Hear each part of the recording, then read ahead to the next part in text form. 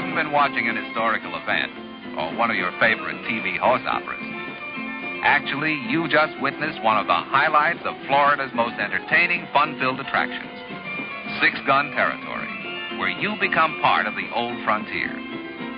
Walk the streets of a realistic western town. Rub elbows with gunfighters and characters out of the Old West.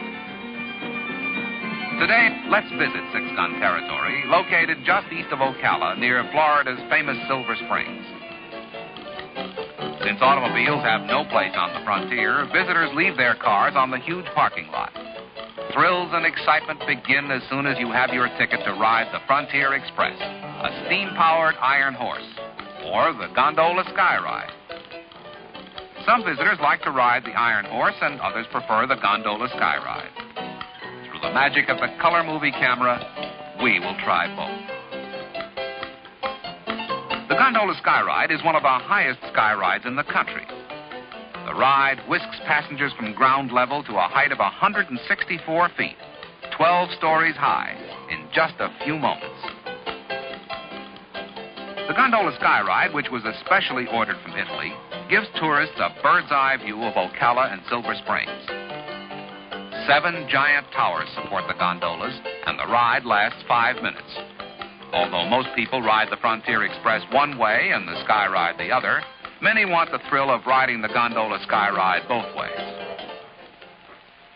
All aboard! The magic sound of the steam whistle marks the start of our ride back into history.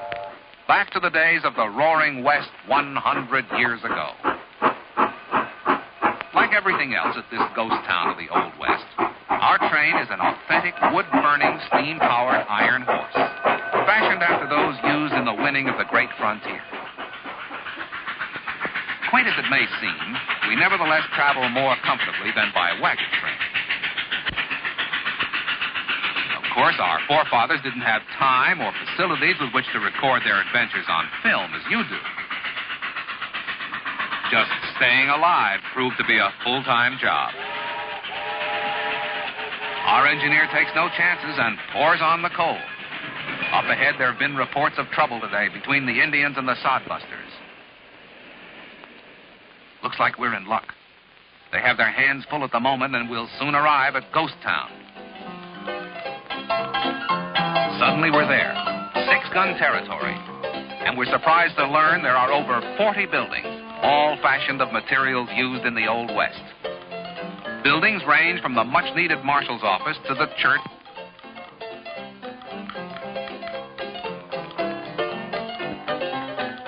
and Little Red Schoolhouse.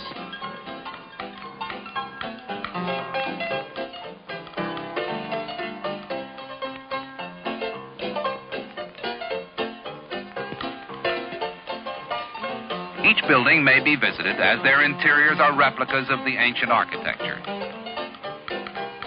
The full-size courthouse contains the mayor's office, the Six Gun Territory executive offices, and modern restrooms. But our first stop is the Palace Saloon, the society center of the territory, for those in high or low society.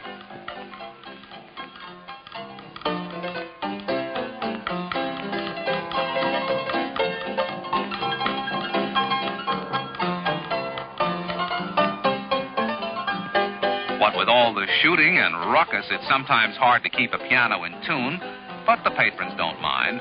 And after all, the palace is quite ornate, with its velvet-covered wall and lovely glass chandeliers. Not to mention other lovelies who perform throughout the day. These girls really get a kick out of their work. And so do the onlookers as they sip their drinks. Ouch, looks like trouble brewing for this hombre when he gets home. The refreshments are enjoyed by young and old alike, since soft drinks in mugs are the only things served at this all-family attraction.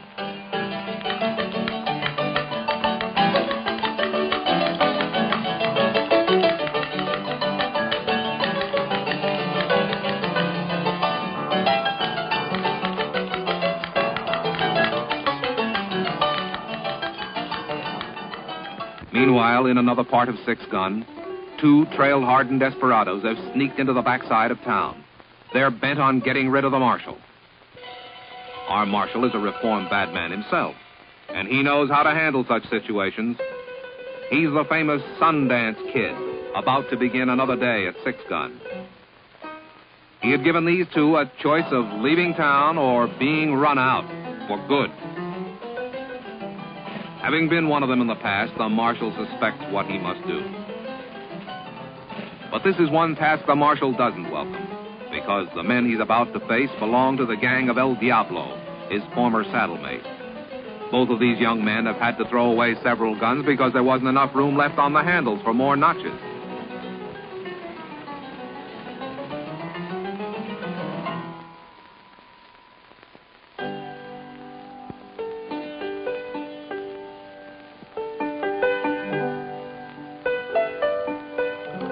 Being a marshal was a lonely and sometimes thankless job.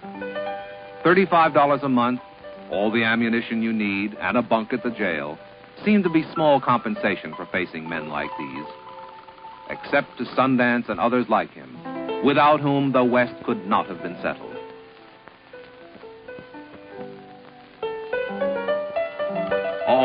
Looks as though the marshal's warning meant nothing to these outlaws. Thank heavens he won't be alone today. That handsomely dressed gentleman joining the marshal is none other than Bat Masterson, whose reputation is known throughout the territory.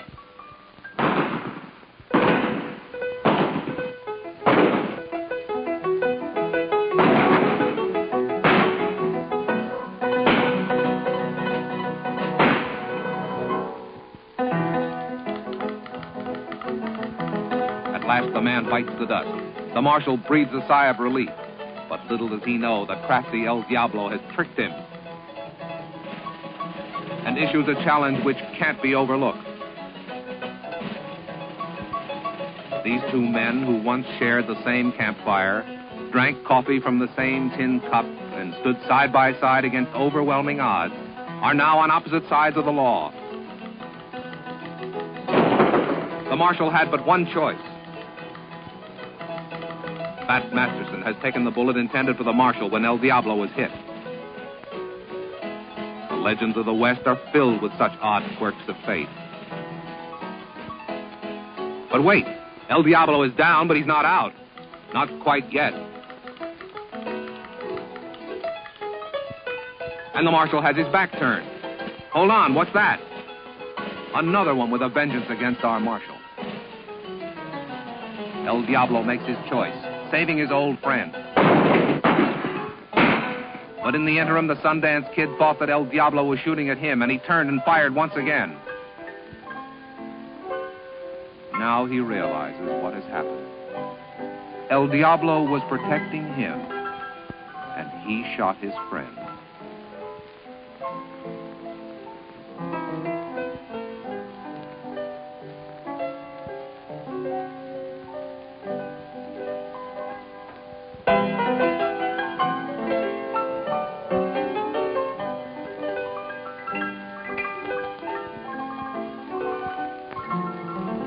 So long, compadre. Of course, as soon as the streets are cleared, we continue our fun-filled day at 6 Gun territory.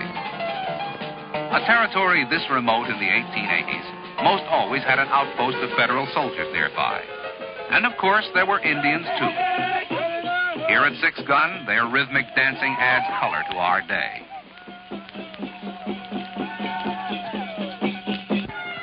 Naturally, every western border town had its Mexican section, complete with adobe-styled buildings and a flashing-eyed senorita to entertain the caballeros.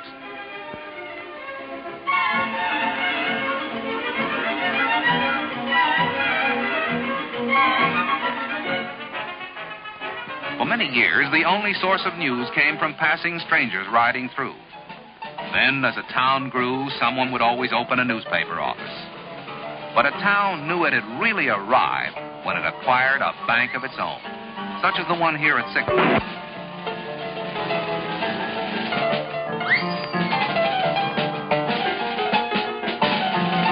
Whoops!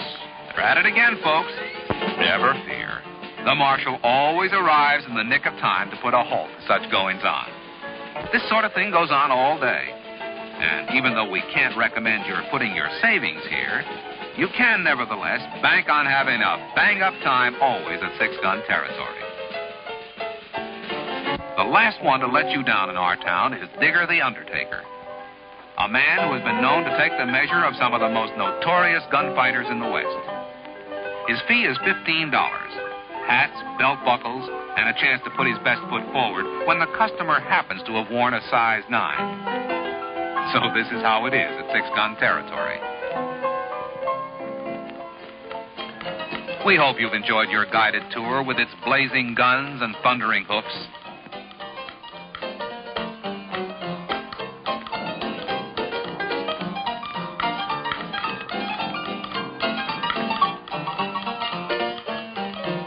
Howling Indians and dusty burros.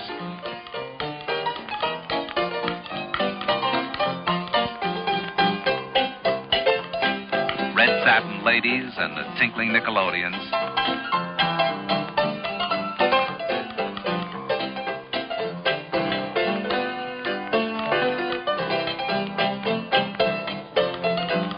Conestoga wagons and stagecoaches.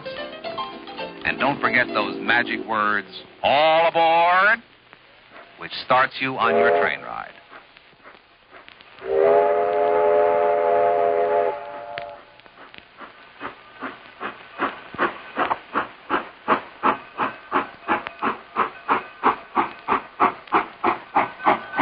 Or on the gondola sky ride through history.